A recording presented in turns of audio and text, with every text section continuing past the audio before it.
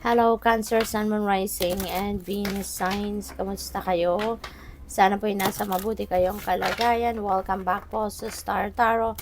At kung bago kayo rito, welcome din po kayo. Please subscribe, like, share my videos, and leave me a comment kung nakaresonate po kayo. Thank you. Tignan natin kung ano yung mga messages ni Cancer for today. So, we have the Queen of Cups. Ayan. So, this is your energy, Cancer. So, there could be someone dito na very supportive of you. You know, maaaring meron ditong someone, pwedeng mother figure ninyo ito, pwedeng nanay ninyo talaga, mama ninyo, lola ninyo, pwedeng ninang ninyo, you know, someone, no, na tumatayong parang nanay sa inyo or tinuturing mong parang nanay mo. So, that person could be, magpapakita ng kanyang suporta sa'yo. Siguro din, lagi siyang nandyan para gabayan ka. Maaaring siya din yung takbuhan mo in terms of, hihingi ka ng opinion, hihingi ka ng advice, no? Maaaring siya yung nilalapitan mo din, ano?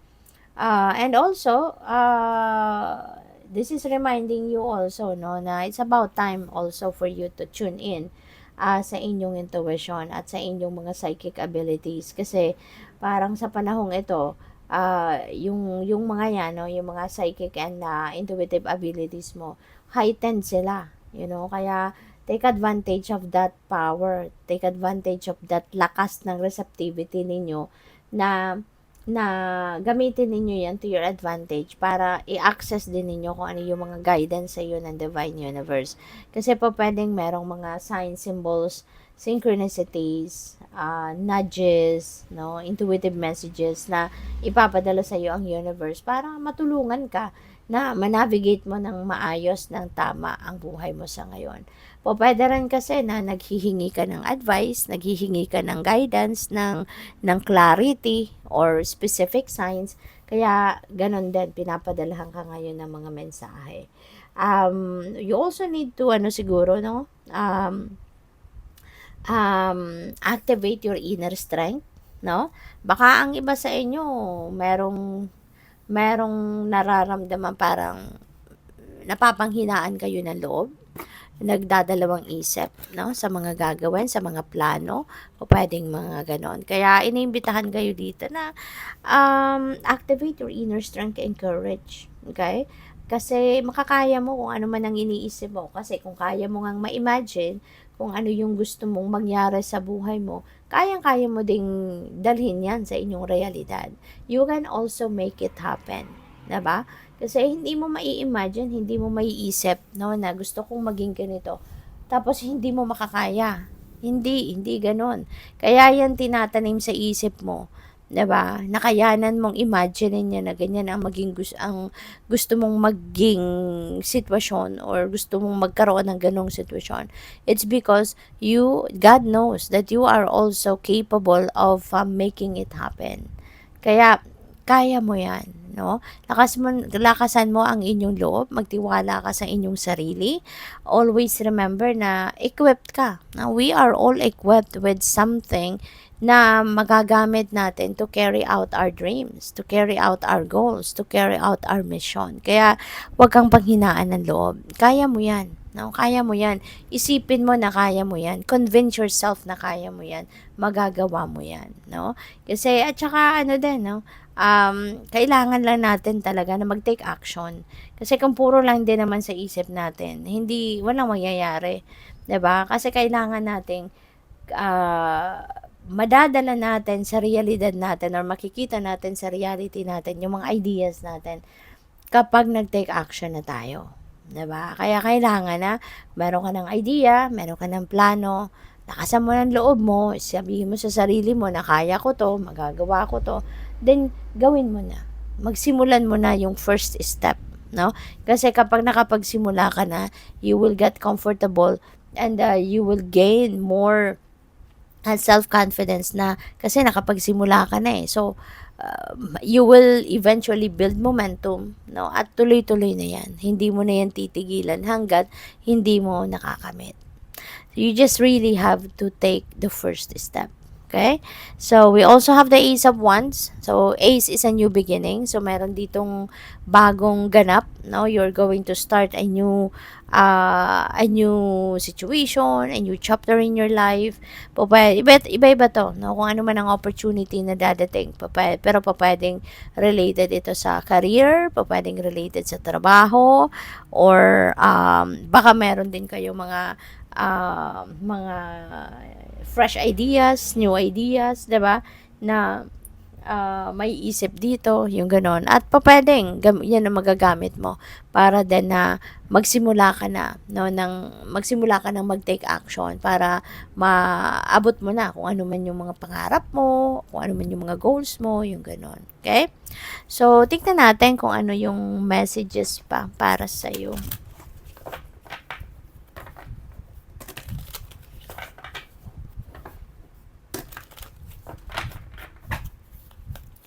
So, we have blessed. Ayan. So, napakaganda kasi nagpapakita, nagsisignify ito na marami pang blessings. You are already blessed, no? You were blessed with a lot of good things, no?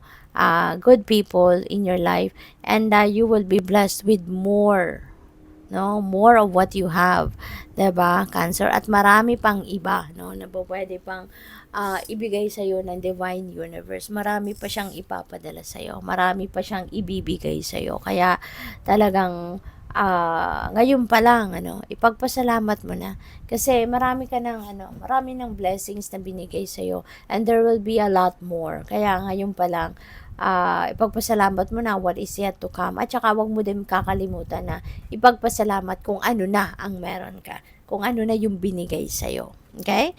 So, we also have imagine, ayan na nga, parang kanina, di ba, na mention ko na if you can imagine things, no, na gusto mong magkaroon or gusto mong mangyari sa buhay mo, you can also make it happen. So, ngayon, itong energy na to na imagine, parang parang sinasabi dito ng universe sa inyo na make sure, no, Cancer, of what you really want. Okay? Be sure of what you really want. Maging sigurado ka na sa kung ano talaga ang gusto mo, ano yung pinaka-priority mo, ano yung pinaka-gusto mong mangyari sa buhay mo at a certain period of time. Kasi parang sigurado na then ang universe dito na I am ready for you. I am ready to help you out, no? Na ma-achieve mo kung ano man ang mga gusto mong ma-achieve. Pero siguro kasi paiba-iba din siguro kayo ng pinagdadasal, ng hinihingi, 'di ba? Baka ngayon iba yung pinagdadasal mo, kahapon iba, bukas iba naman. So parang ano talaga yung gusto mo, parang gano'n, ano? Yung mga intentions na you've set ba noong nakaraang buwan, ganun pa rin ba hanggang ngayon? Yung pa rin ba yung gusto mo din na ma-achieve sa buhay mo? Yung parang gano'n, yung parang consistency din, no, sa inyong pinagdadasal. Kasi pwedeng handa na ang universe para sa iyo sa ngayon. Maybe the universe is ready to help you out, no, kung ano man yung kunyari pinagdasal mo couple of months ago or 1 month ago.